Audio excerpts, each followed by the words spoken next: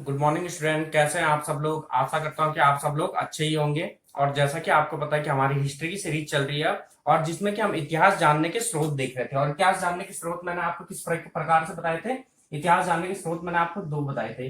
एक तो बताया था मैंने आपको साहित्यिक स्रोत, एक मैंने आपको बताया था साहित्यिक स्रोत, और दूसरा बताया था मैंने आपको पुरातात्विक स्रोत। पुरातात्विक स्रोत, ठीक है। इन दो स्रोतों में बताया था। अभी हम साहित्यिक स्रोत के बारे में अध्ययन कर रहे थे, पुरातात्विक का भी हम करेंगे। और साहित्यिक स्रोत के भी मैंने आपको दो भाग बताए थे। साहित्यिक स्रोत के भी मैंने आपको दो भाग बताए थे। पहले तो मैंने आपको बताया था अलौकिक साहित्य, ये पहला बताया था मैंने आपको देशज साहित्य, यानी ऐसा ऐसा साहित्य जो हमारे लेखकों द्वारा, हमारे देश के अपने लेखकों द्वारा लिखा गया। और दूसरा विदेशियों द्वारा रचित साहित्य। इतना मैंने आपको पहले वीडियो में बता दिया था। उसके बाद मैंने आपको देशज साहित्य के भी दो भाग बताए थे। एक तो मैंने बताया था आपको अलौकिक साहित्य, एक बताया था आपको अलौकिक साहित्य, और दूसरा बताया था लौकिक साहित्य। अब अलौकिक साहित्य का अर्थ क्या होता है, जो इस लोक से संबंधित है, अर्थात ऐसे धर्म ग्रंथ जो कि आपके क्या है, जो किसी धर्म, ऐसे ग्रंथ जो किसी धर्म से संबंधित है, जिसमें भगवान इत्यादि के बारे में जानकारी दी गई है, वो आपके अलौकिक साहित्य के अंतर्गत आता है। और लौकिक साहित्य के अंतर्गत क्या आता है आपका, जो इस लोक से संबंधित है, अर्थात पृथ्वी लोक से संबंधित है, अर्थात ऐसे ग्रंथ जो हमें पुराने ऐतिहासिक जानकारी देते हैं, इतिहास के पुराने इतिहास के बारे में बताते हैं, वो आपके क्या कहलाते हैं, लौकिक साहित्य कहलाता है। तो आज से हम लौकिक साहित्य का अध्ययन करेंगे और देखेंगे लौकिक साहित्य के अंतर्गत हमारे कौन कौन से इंपॉर्टेंट ग्रंथ हैं जो अक्सर आपके पेपरों में पूछे जाते हैं। तो देखते हैं आज हम लौकिक साहित्य के बारे में इंपॉर्टेंट ग्रंथ, ठीक है। सबसे पहले तो आता है आपका, कौन सा आता है आपका, सबसे पहले तो आपका आता है आपका अर्थशास्त्र। सबसे पहला ग्रंथ आता है आपका अर्थशास्त्र। अर्थशास्त्र की रचना किसने की थी, ज्यादातर लोगों को सबको पता होगा, अक्सर पेपरों में पूछा भी गया है। अर्थशास्त्र की रचना की थी आपकी चाणक्य या कौटिल्य ने। चाणक्य, कौटिल्य या विष्णुगुप्त, सब किसके नाम है, चाणक्य के नाम है। चाणक्य, कौटिल्य भी बोला जाता है इन्हें, और विष्णुगुप्त, ये सब किसके नाम है आपके, चाणक्य के। आपको क्या देते हैं, कई बार ऑप्शन में दिया होता है आपका अर्थशास्त्र की रचना की, इन तीनों में से कुछ भी दे देगा। चाणक्य, कौटिल्य और विष्णुगुप्त, तीनों किसके नाम है, चाणक्य के नाम है। भाई चाणक्य था कौन, ये चाणक्य कौन था आपका, चंद्रगुप्त मौर्य का क्या था आपका, प्रधानमंत्री था।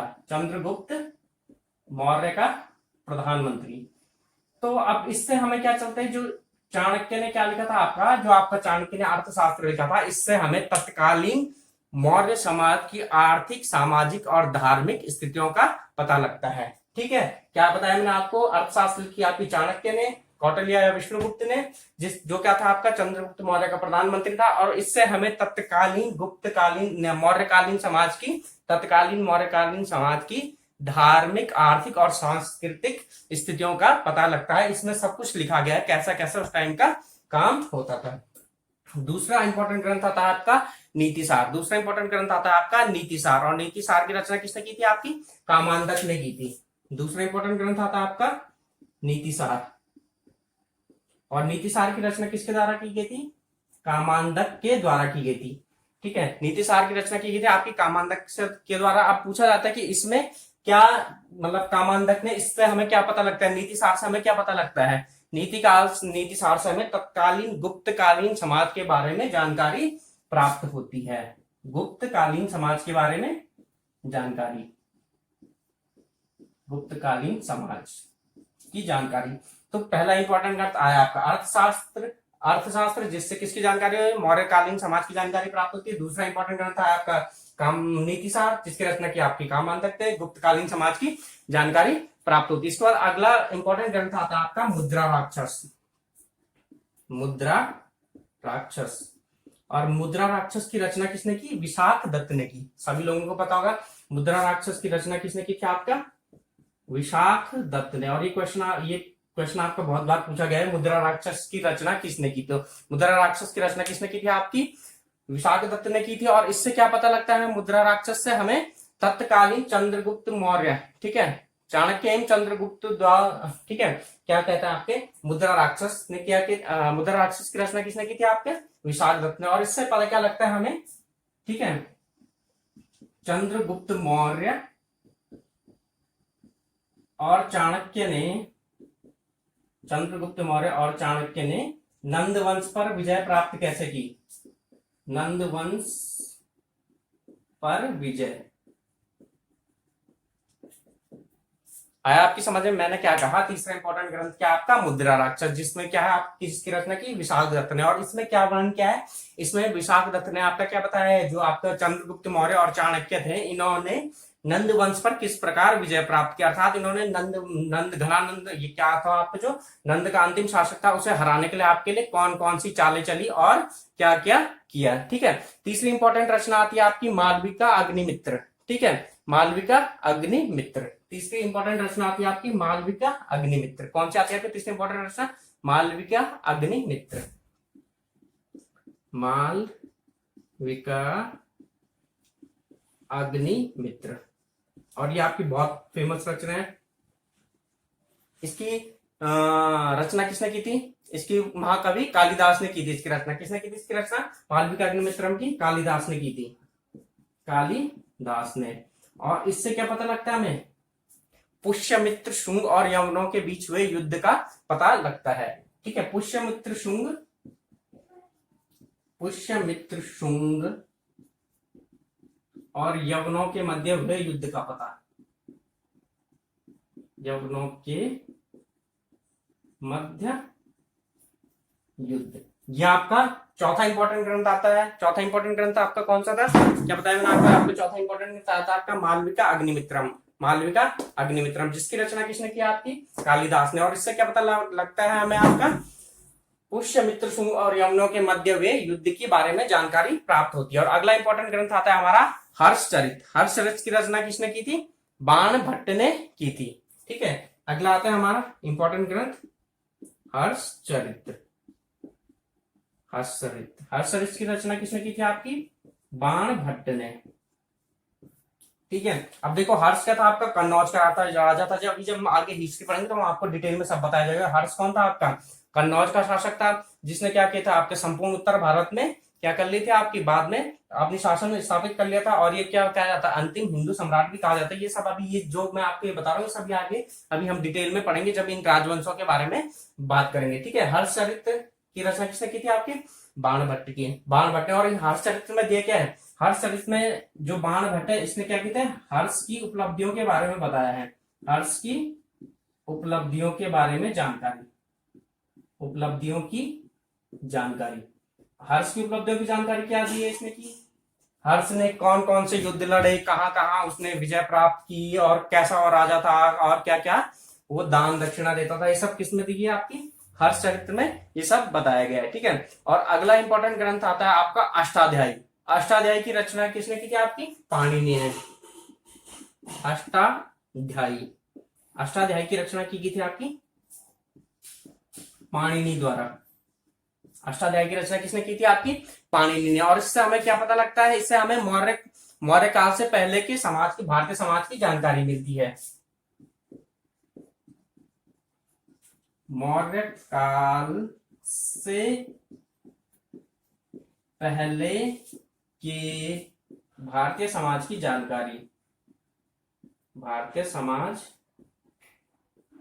जानकारी।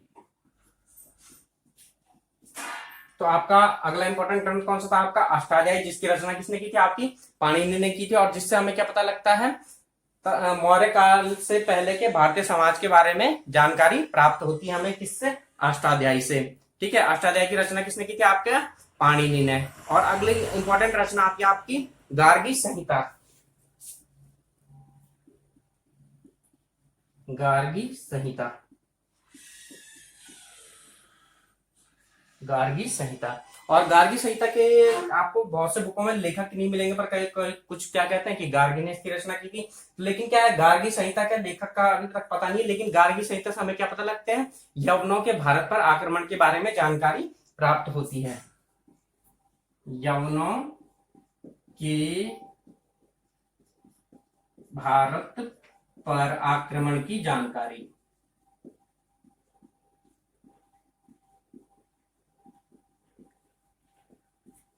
और ये क्वेश्चन आपको बहुत बार पूछा गया है, निम्न में से किस ग्रंथों में से यवनों के भारत पर आक्रमण की जानकारी प्राप्त होती है? तो किसके द्वारा होती है? आपकी गार्गी संहिता के द्वारा। ठीक है, अगला इंपॉर्टेंट ग्रंथ आता है आपका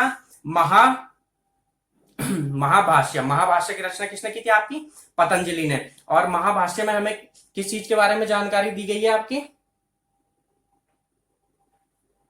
महाभाष्य में शुंग वंश के इतिहास के बारे में जानकारी दी गई है। अगला इंपॉर्टेंट ग्रंथ आता है आपका महाभाष्य। अगला इंपॉर्टेंट ग्रंथ आता है आपका अगला इंपॉर्टेंट ग्रंथ है आपका महाभाष्य। अगला इंपॉर्टेंट ग्रंथ आपका महाभाष्य। और महाभाष्य की रचना किसके द्वारा की गई थी आपकी? अभी मैंने आपको बताया था महाभाष्य की रचना किसके द्वारा की गई थी? हमारी पतंजलि के द्वारा। पतंजलि, महाभाष्य की रचना की गई थी हमारी पतंजलि के द्वारा की गई थी। और इसमें हमारा क्या शुंग वंश के इतिहास में जानकारी मिलती है। इसके द्वारा हमें शुंग वंश के इतिहास की जानकारी, शुंग वंश के इतिहास की जानकारी। शुंग तो आपसे कई बार क्वेश्चन पूछा, आपको नीचे दिखाई दे रहा।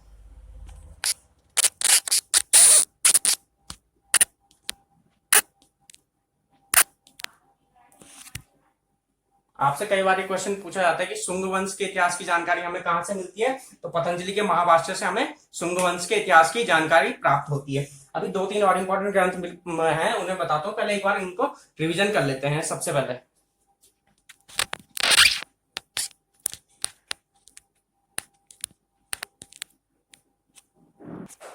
तो आइए देखिए हम इसका रिवीजन कर लेते हैं पहला। ठीक है, तो पहला क्या बताया मैंने आपको? अर्थशास्त्र। अर्थशास्त्र की रचना किसने की थी आपकी? चाणक्य ने। चाणक्य, कौटिल्य और विष्णुगुप्त ने, जो क्या था आपका चंद्रगुप्त मौर्य का प्रधानमंत्री था। और इससे हमें क्या पता लगती है? तत्कालीन मौर्यकालीन समाज की धार्मिक, आर्थिक और सामाजिक स्थितियों के बारे में पता लगता है। दूसरी इंपॉर्टेंट रचना आपकी नीतिसार। नीतिसार की रचना किसके द्वारा की गई थी आपकी? कामंदक के द्वारा। और इससे क्या पता लगता है? हमें गुप्तकालीन समाज के बारे में जानकारी प्राप्त होती है। और अगली इंपॉर्टेंट रचना आती है आपकी मुद्रा राक्षस। मुद्रा राक्षस की रचना किसके द्वारा की गई थी? विशाख दत्त के द्वारा। और इससे हमें क्या पता लगता है? चंद्रगुप्त मौर्य और चाणक्य ने नंद वंश पर विजय किस प्रकार प्राप्त की। अगला इंपॉर्टेंट ग्रंथ है आपका मालविका अग्निमित्र। ठीक है, इसकी रचना की थी आपकी कालिदास ने। और इससे पुष्यमित्र, शुंग और यवनों के मध्य हुए युद्ध के बारे में जानकारी प्राप्त होती है। अगला इंपॉर्टेंट ग्रंथ आता है आपका हर्षचरित। हर्षचरित की रचना किसने की थी आपकी? बाणभट्ट ने। और इसमें क्या बाणभट्ट ने हर्ष की उपलब्धियों के बारे में जानकारी दी है। अगला इंपॉर्टेंट ग्रंथ आपका अष्टाध्यायी। अष्टाध्यायी की रचना किसके द्वारा की गई थी आपकी? पाणिनि। और पाणिनि क्या की थी? मौर्य काल से पहले की समाज के बारे में जानकारी प्राप्त होती। किससे? अष्टाध्यायी से। और अगली इंपॉर्टेंट रचना थी गार्गी संहिता। गार्गी संहिता से क्या? यवनों के भारत पर आक्रमण की जानकारी प्राप्त होती थी। उसके बाद अगला इंपॉर्टेंट ग्रंथ था आपका महाभाष्य। महाभाष्य की रचना किसने की थी? पतंजलि ने। चलो इसे ऊपर लिख देता हूं मैं, आपको नीचे दिखाई नहीं दे रहा।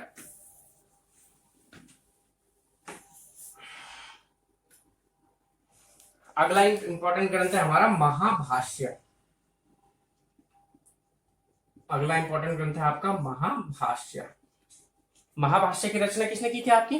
पतंजलि ने की थी। महाभाष्य की रचना की थी आपकी पतंजलि ने। महाभाष्य की रचना पतंजलि ने की थी। और इससे हमें क्या जानकारी प्राप्त होती है? शुंग वंश के इतिहास के बारे में जानकारी प्राप्त होती है। शुंग वंश का इतिहास। आपसे कई बार क्वेश्चन पूछा जाता है कि निम्न में से किस ग्रंथ से शुंग वंश के इतिहास के बारे में जानकारी प्राप्त होती है? तो क्या आपका पतंजलि का हो गया आपका। अगला इंपॉर्टेंट ग्रंथ आता है आपका वृत्त कथा मंजरी। वृत्त कथा मंजरी। वृत्त कथा मंजरी, नीचे लिखते हैं।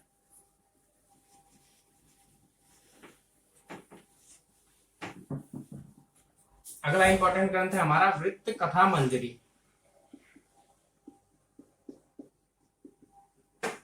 वृत्त कथा मंजरी की रचना की थी आपकी छमेंद्र ने। किसने की थी आपकी? छमेंद्र ने। और इससे भी क्या पता लगता है हमें? मौर्यकालीन समाज के बारे में जानकारी, मौर्य काल के की जानकारी। तो आपका अगला इंपॉर्टेंट ग्रंथ कौन था? आपका वृत्त कथा मंजरी, जिससे हमें क्या पता लगता है? आपका मौर्य काल के बारे में जानकारी प्राप्त होती है। अगला आता है आपका राजतरंगिणी। अगला इंपॉर्टेंट ग्रंथ आता है आपका, अगला इंपॉर्टेंट ग्रंथ है हमारा राजतरंगिणी। राजतरंगिणी। और राजतरंग की रचना किसने की थी आपकी? कल्हण है। राजतरंगी की रचना की गई थी कल्लर के द्वारा, और इससे हमें कश्मीर के इतिहास के बारे में जानकारी प्राप्त होती है। ये आपसे कई बार पूछा जाता है कि निम्न में से किस ग्रंथ से हमें कश्मीर के इतिहास के बारे में जानकारी प्राप्त होती है, तो आपका कौन सा इंपॉर्टेंट ग्रंथ है, वो आपका राजतरंगिणी। अगला इंपॉर्टेंट ग्रंथ आता है आपका गौड़ाहु। अगला इंपॉर्टेंट ग्रंथ है हमारा गौड़ाहु, गौड़वाहु। अगला इंपॉर्टेंट ग्रंथ है आपका गौड़वाहु। और गौड़वाहु की रचना किसके द्वारा की गई थी आपकी?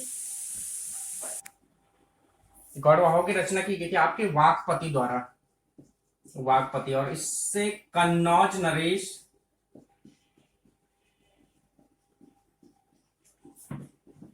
यशोवर्मन के बारे में जानकारी प्राप्त होती है।